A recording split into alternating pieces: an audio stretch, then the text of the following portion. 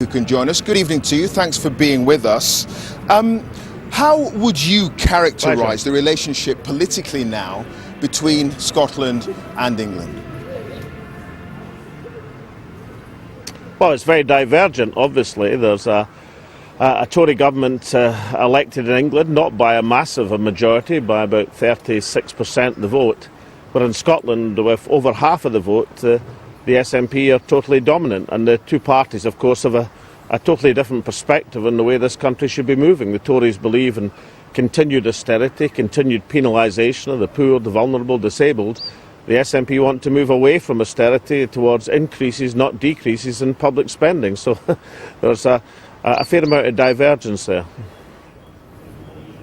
But you talked of the Scottish lion roaring as a result of those amazing results coming in following the election. But what influence is the SNP really going to have in Westminster, bearing in mind that the Tories now have a clear majority? Well, I think the lion roaring was probably an understatement. That was quite early on in the evening. I think it was a double roar, perhaps even a triple roar from the Scottish lion. As far as influence is concerned, I don't think the Prime Minister's on firm ground at all. I mean, I've got about twice the parliamentary experience of David Cameron. And one of the benefits of having that parliamentary experience is I remember the 1992 election where John Major was elected by more votes, with a higher percentage of the vote, with twice the majority that David Cameron has. And yet within 6 months his government was on the rocks of Europe and Maastricht and heading towards the sands. Therefore, I think a narrow majority with David Cameron is not a secure basis at all. I think his government will run into very severe trouble, and therefore a determined, articulate, principled group of members of Parliament, like the 56 talented women and men in the SNP, can have a very profound influence in the Westminster Parliament, for the benefit of Scotland certainly, but also for the benefit of those who believe in progressive politics right across these islands.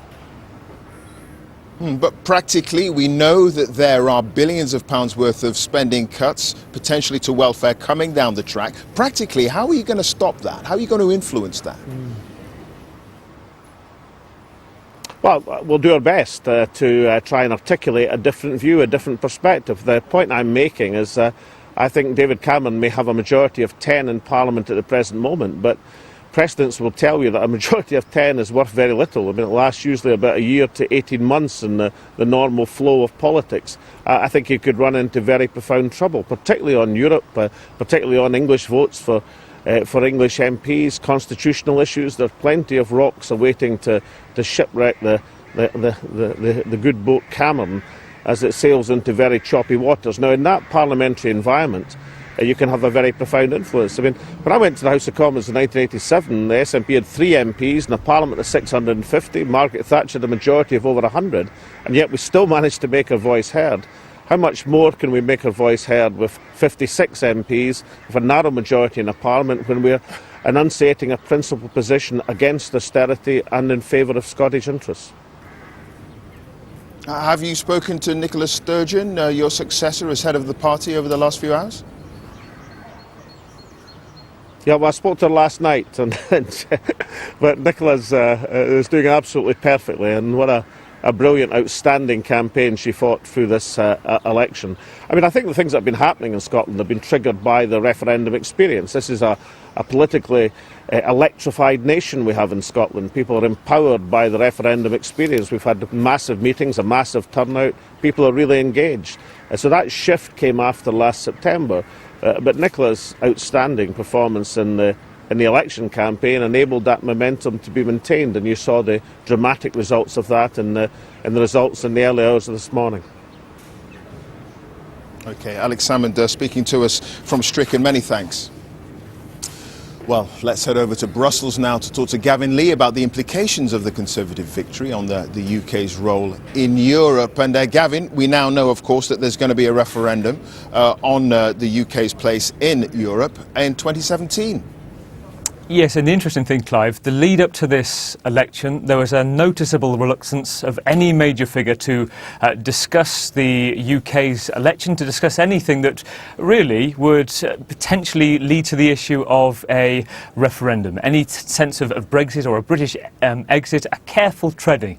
What's happened today, we've seen a big difference. Some of those major figures, you know, the President of the European Commission, Jean-Claude Juncker, Donald Tusk, the President of the European Parliament as well, have set out their opening gambits. They've said they've sent an initial message to David Cameron to congratulate him, to say that they are wanting a friendly negotiations. They're aware of what's to come. You know, David Cameron has made it clear.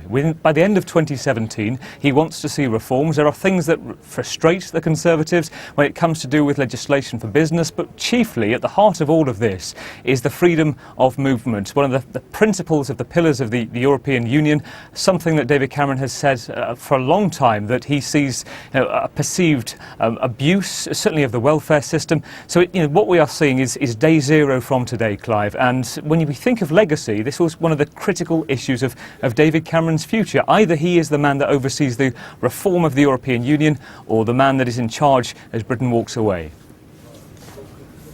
Okay, Gavin Lee live in Brussels. Many thanks, Gavin. So much more to talk about, of course, on a momentous day. Let's cross back now to Westminster for more analysis.